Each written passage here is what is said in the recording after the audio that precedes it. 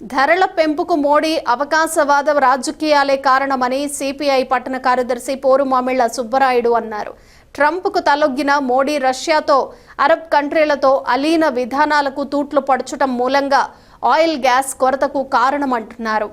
America Iran యుద్ధం మొదలైనప్పటి నుంచి communist party, ప్రజాతంత్ర శక్తులు, మేధావి వర్గాలు అమెరికా అధ్యక్షుడు ట్రంప్కు మోడీ సరెండర్ కాకూడదని, మన దేశ ప్రయోజనాలను పనంగా అమెరికాకు పెట్టొద్దని ఎంత వారించినా కేంద్రంలోని మోడీ సర్కార్ వినలేదన్నారు.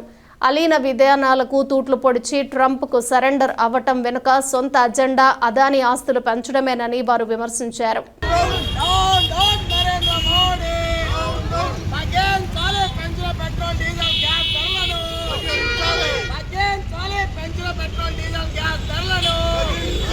కేంద్రంలోని మోడీ ప్రభుత్వం ఈ 5 రాష్ట్రాల ఎన్నికలకు ముందు ఇరాన్తో అమెరికా జరుగుతున్నటువంటి యుద్ధం నేపథ్యంలో గతంలో మనకున్నటువంటి ఒప్పందాల మేరకు తెచ్చుకుంటున్నటువంటి ఆయిల్ చమురు ధరలన్నింటినీ కూడా యథావిధిగా ఉంటాయి, పెంపులు అనేటువంటివి చేయము అని చెప్పినటువంటి పరిస్థితి. అయినా ట్రంప్కు అనుకూలంగా వాళ్ళు ఏ రకంగా చెప్తే ఆ రకంగా చైనాతో కానీ, లేకపోతే రష్యాతో కానీ, లేదా అరబ్ కంట్రీస్తో ఈ చమురు నిల్వలు ఉండి వ్యాపారం చేసేటువంటి సంస్థలతో వాటి ఒప్పందాలన్నిటి కూడా రద్దు చేసుకోవడం, ఒంటరిగా ఇవాళ ప్రపంచ దేశాల ముందర, పశ్చిమాసియా దేశాల ముందర మన భారతదేశాన్ని నిలిపే ప్రయత్నము ట్రంప్కు అనుకూలంగా ఇవాళ మోడీ చేస్తున్నటువంటి పరిస్థితి. ఈ విధానాన్ని తొలి నుంచి కూడా భారత కమ్యూనిస్టు పార్టీ సిపిఐగా, ఇతర ప్రజాస్వామిక శక్తులుగా, మేధావి వర్గం అందరూ కూడా తీవ్రంగా ఆక్షేపించారు.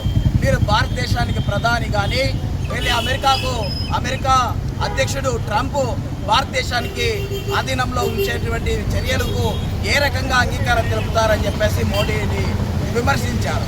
దీనిపైన అసలు స్పందనే లేకుండా ఇవాళ నిన్న మొన్న కూడా స్విట్జర్లాండ్ వరకు వచ్చినటువంటి 70,000 టన్నుల గ్యాస్ నిక్షేపాలు కూడా మధ్యలో కూడా నిలిపేశారు ట్రంప్ మూలంగా మన మోడీ గారు. ఇవన్నీ అంటే ఇవన్నీ ప్రజలనేమో ఒకవైపు పక్కదో పట్టిస్తా, ఎక్కడ ధరలు పెరగవని చెప్పి ఇవాళ పెట్రోల్ పైన రూపాయన్నర పెంచా, డీజిల్ పైన 3 రూపాయలు పెంచా, గ్యాస్ పైన ధరలు అనేటువంటివి అమాంతం పెంచుతూ ఉన్నటువంటి పరిస్థితి.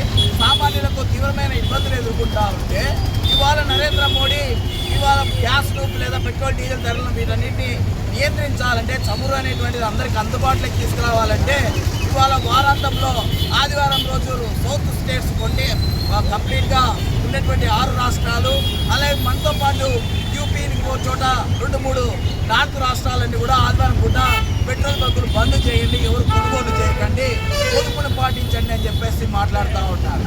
ఏం మాట్లాడుతున్నావయ్యా మోడీ అని చెప్పేసి ఇవాళ మనం ప్రశ్నించాల్సినటువంటి అవసరం ఎంతైనా ఉంది. ఎన్నికలకు ముందు ఈ 5 రాష్ట్రాలు, కేరళ, లేకపోతే తమిళనాడు, లేకపోతే అస్సాము, బెంగాలు, ఈ రాష్ట్రాలకు సంబంధించినటువంటి ఎన్నికల సందర్భంలో ఎన్నికలకు ముందు ధరలు పెంచనన్నాడు. విధేయుడుగా ఉంటాను, భారత ప్రజానికానికి దేశ ప్రధానిగా అని చెప్పినటువంటి నరేంద్ర మోడీ ఎన్నికలు అయిపోతాని ఇవాళ పొదుపు మంత్రం అని చెప్పేసి ఇవాళ పెట్రోల్, డీజిల్ దానిపైన కుదేలు వేసేటువంటి పరిస్థితి. దీన్ని మేము సిపిఐగా తీవ్రంగా వ్యతిరేకిస్తూ ఉన్నాం. అలీన విధానం ఏదైతే ఉందో దానికి కట్టుబడి ఉండాల్సినటువంటి బాధ్యత ఉంది.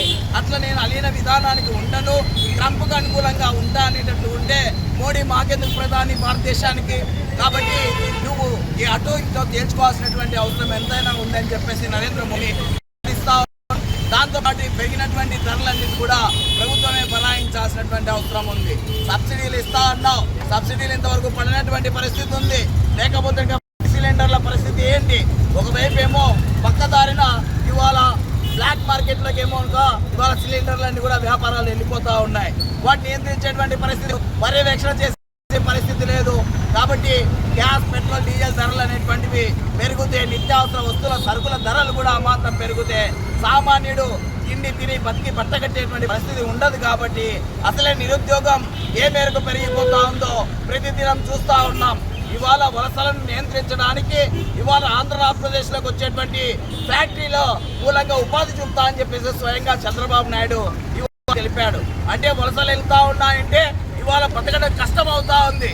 ఒకవైపు కేంద్ర ప్రభుత్వం ధరలు పెంచుతా, తెలుగుదేశము వాటికి అనుకూలంగా ఉన్నటువంటి కూటమి ఎంపీలు మౌనంగా పాత్ర అక్కడ పార్లమెంట్లో పోషిస్తా ఇక్కడికి వచ్చి ప్రజలను మాత్రం మీరు ప్రజలకు ఇవాళ హితువులు చెప్తారా అని చెప్పేసి మేము దీన్ని తీవ్రంగా వ్యతిరేకిస్తా ఉన్నాం. దాంతోపాటు నరేంద్ర మోడీ చెప్తా ఉన్నాడు, మరోవైపు చంద్రబాబు నాయుడు గారు కూడా వంతపాడుతూ ఉన్నారు. మూడో బిడ్డల కంటే 30,000, నాలుగో బిడ్డల కంటే 40,000 ఇస్తాడంట. ముందు గ్యాస్ ఇంటింటికి ఉచితంగా ఇస్తానన్న గ్యాస్ను పెట్రోల్ డీజిల్ ధరలు పక్క రాష్ట్రాలతో పోల్చుకుంటే 10-12 రూపాయలు వ్యత్యాసం ఉంది. వాటిని తగ్గించడానికి ప్రయత్నం చేయి. సిగ్గుండాలి చంద్రబాబు నాయుడికి, ఈ కూటమి ప్రభుత్వానికి. బీజేపీకి భజన పాడడం మానేసి రాష్ట్రం పైన పరిపాలన పైన చంద్రబాబు నాయుడు సాధించాలని, లేకపోతే రానున్న రోజుల్లో తగిన మూల్యం చెల్లిస్తామని చెప్పేసి హెచ్చరిస్తా ఉన్నాం.